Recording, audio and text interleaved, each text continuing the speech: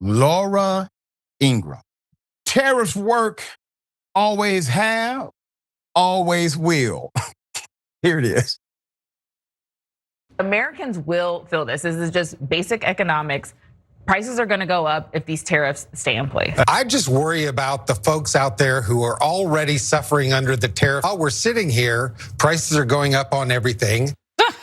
The doomsdayers wrong again about tariffs causing inflation. They were wrong about tariffs leading to shortages. They were wrong about tariffs tanking the market, more record highs today, if you didn't see that. And now more proof they were wrong about tariffs leading to higher prices. A new report today that Japanese car makers, contrary to predictions, are slashing prices of imports into the United States, not hiking them. So the truth is, tariffs work, always have, always will. They boost our manufacturing and force others to get more competitive.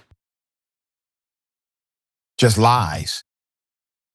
Tariffs or taxes. Just say the whole word, Lori, if you're so sure. Taxes work, right? Taxation, higher taxes, works. That's what tariffs are. Let's analyze the data. They don't always work. Let's go to automation. They impact large-scale production and small American business owners. And the U.S. will charge a 50% tax on Brazilian goods starting on August 1st. 50% tax, once again, tariff. President Trump announced in a letter to the Latin American countries' government on Wednesday, citing legal action against his former president and U.S. tech firms as justification for the levies. All right. Do we have the factory jobs, Jordan? Okay. Here it is. So either choice, moving production or facing the tariffs, come with added costs, some of which economists say will be passed on to consumers. That will push up already elevated car prices. This could then tamp down demand and slow production. If there's less production, there'll be less demand for workers in the North American auto industry. Even before you get the cut in profitability, there'll probably be a push for more labor-saving investment in U.S. production to try to compensate for the increased costs elsewhere in the production process. That labor-saving investment, analysts say, will come in the form of automation. When you move production to the U.S., you do it, because you need to be close, but it doesn't necessarily bring a lot of jobs with it. It brings a lot of automation. Yeah. Also, business owners, small businesses are impacted as well. Here it is. Raise your hand if you've been personally victimized by the import tariffs. My wife, mom, and a CEO in LA. I run Savvy Creative. We're an events and creative agency, and we produce press mailers and events. And we currently have some bids out right now for some mailers that have video and audio components in them. Our supplier is based in China for the video screens and for the audio chips. We cannot get them in the States. We've tried. Any vendor in the States that tells us they can produce them for us is just getting them from China. My bottles are from Italy, and a lot of the naturals that I have are also from other countries. However, I mostly use synthetics, but I do not know if those synthetics are made in America or not. The thing about perfume is that it does matter where your bergamot oil comes from because it's gonna smell different. So first you take away Joann's, which single-handedly supported most small business crafters, and it's where they source their fabric from. And so from that point on, I said, you know what, Denise, stay positive. There's gonna be a silver lining in this. And so I finally find a manufacturer to get fabric from.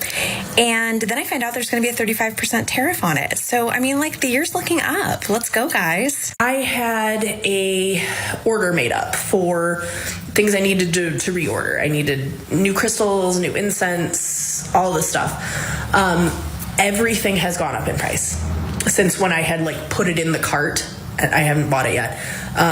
Everything has gone up in price by 20 to 30%, sometimes more depending on where it's coming from. And I already hear the right bargain. Well, just buy American. Just get those supplies from America. Yeah. I can't order crystals, from America. Trump administration just cost our business about $25,000. We're a small business. We sell lab diamonds that we import from India, and we just found out that all the orders that we took in March that are produced in India and then delivered within 3 to 6 weeks, all of our March orders are going to have a 27% increase in cost. We can't up the price on our customers because they've already paid. This is the president grabbing money out of our hands and just taking it. 54% tariffs on imports from China. 54%. And that means my business is done. That means I have just lost my business because of him.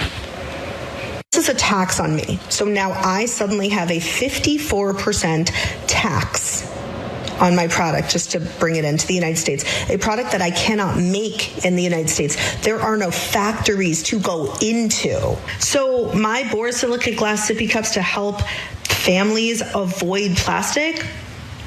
No, that's over. Is Trump going to build me a $10 million factory? See, that's the thing. There's no planning. There's no phase out, phase in. There's no strategy. There's no strategist. There is no executive director of said implementation plan. There is no care. There is no concern.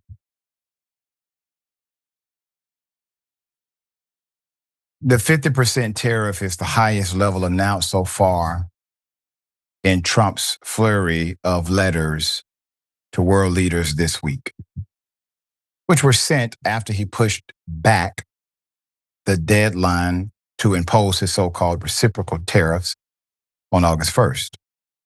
They had previously been set to take effect on Wednesday after being paused since April.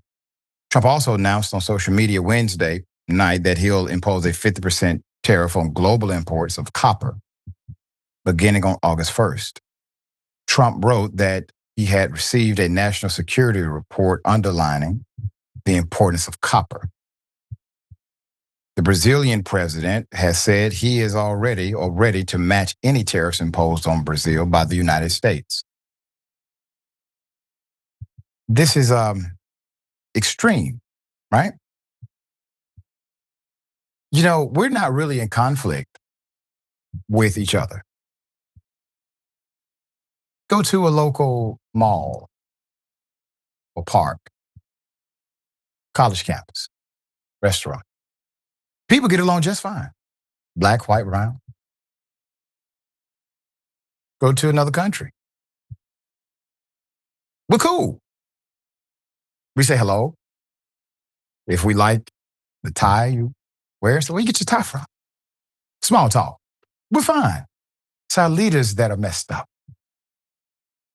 And our leaders act as proxies to us, even when we completely disagree with what they are doing. Hell, take Netanyahu, for example, who is damn near universally disliked by the Israelis. They protest him actively. You have hundreds of current and former military soldiers who have signed letters saying this guy's out of control. So it's not us. I don't want you to think it's us. It's the leaders among us. But in a way, they represent the worst of us, not the best. So now the economic policy of Trump is tanking small businesses in America, which, by the way, was allegedly the backbone of the American enterprise here, and something that Republicans felt very deeply about. Now, no more, because Trump said it. All right, Yasmin, thoughts here. I feel like someone like Laura Ingraham can only have the career that she has on a network like Fox News, because any other audience just would not believe her when she says things like tariffs work, always have, always will. That's such a nonsensical statement. It's like her audience never heard of Smoot-Hawley, and they probably haven't, And I know y'all might not believe me, but I really do not like to assume that entire groups of people are just uneducated. But that's the only thing that makes sense here. If they knew anything about tariffs and the history of tariffs in this country, then Laura Ingraham wouldn't be able to just say things like that on her show to her specific audience. They would know that she's either lying to her audience or that she herself is just uninformed on the realities of the things that she's talking about. And as you showed, plenty of small businesses are already being impacted by these tariffs. If Republicans don't care about small business, then they should just say that, because that is how they're acting. They're acting like the stock market is representative of everyday Americans. And we know that it isn't, right? I know small business people who are suffering right now because of the tariffs. And don't even get me started on the private equity takedown of Joann's fabric and the new reality of the price and availability of fabrics. It is a nightmare, okay? As someone who exists in this particular makerspace, it is a nightmare. But I doubt that Laura Ingraham has hobbies or skills or talents or creative outlets.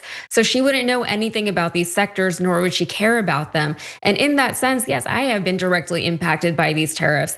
Is Trump planning now on building up the textile industry here in the United States? Are we going to start planting hemp and cotton anytime soon? No, because there is no plan. They just want to burn everything down. They want to destroy small businesses so that only mega corporations like Amazon can thrive.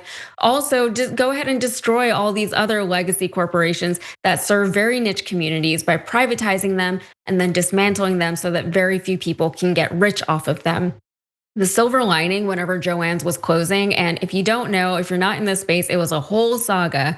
But the silver lining was that maybe now small businesses will crop up to fill the now gaping hole in that market.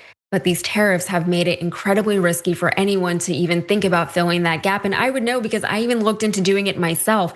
It's so egregious what they've done, and they do not care, because now there's like, oh, just order your stuff off of Amazon. You won't know what you're buying until it's here in your house, but go ahead and give Bezos even more money.